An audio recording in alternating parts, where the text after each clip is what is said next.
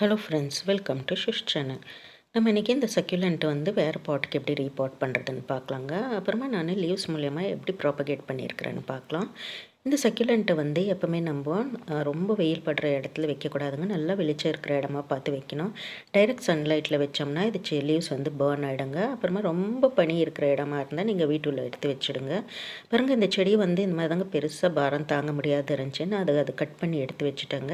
அதுலேயே பாருங்கள் 2 செடியை எப்படி வந்தேன். ஒரே ஒரு செடி தாங்க ஆன்லைன்லேருந்து வாங்கினேன்.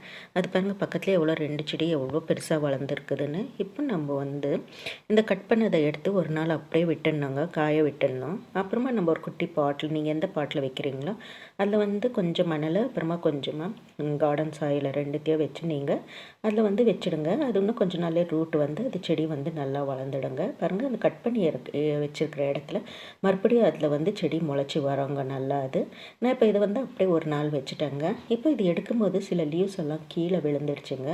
அந்த லீவ்ஸை வந்து நான் இந்த மாதிரி கொஞ்சமாக மணல் கலந்து ஒரு பாட்டில் மணல் மாத்திரம் தாங்க வச்சுருக்கிறேன். நீங்கள் மணலும் வைக்கலாம், அப்படி இல்லைன்னா கார்டன் சாயிலும் வைக்கலாங்க. இந்த மாதிரி நீங்கள் அடுக்கி வச்சிட்டிங்கன்னா அது கொஞ்ச நாள்லேயே அது டிஸ்டர்ப் பண்ணாத ஒரு நிழலில் வச்சுடுங்க. அது கொஞ்ச நாட்கள்லாம் அது நிழல்னால் ரொம்ப இருட்டான இடத்துல வைக்காதீங்க. வெளிச்சப்படுற இடமா பார்த்து, வெயிலில் இருக்கக்கூடாது, வெளிச்சப்படுற இடமா பார்த்து நீங்கள் வச்சுட்டிங்கன்னா இந்த மாதிரி குட்டி குட்டி செடி வந்து அதுலேருந்து முளைச்சி வராங்க.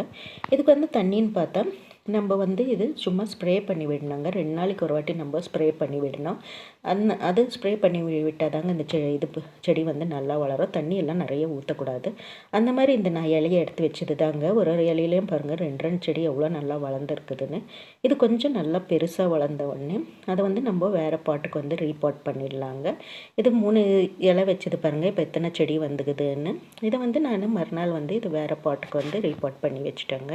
இது கொஞ்ச நாள்லேயும் உங்களுக்கு இதுலேயும் நிறைய பப்ஸ் வந்து வருங்க பக்கத்தில். இது வந்து கொஞ்ச நாளைக்கு தண்ணி ஊற்றாதீங்க. நல்லா ட்ரை ஆனோடனே அப்புறமா ஊற்றி விடுங்க. இப்போ ரீபாட் பண்ணோடனே இதில் வந்து தண்ணி ஊற்றாதீங்க.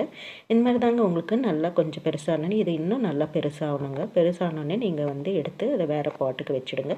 இது வந்து எதுவும் அசைக்காதீங்க. அப்படியே இந்த லீவ்ஸை வந்து அப்படியே ஒரு இடத்துல வச்சுட்டு நீங்கள் வாட்டர் மாத்திரம் ஸ்ப்ரே பண்ணி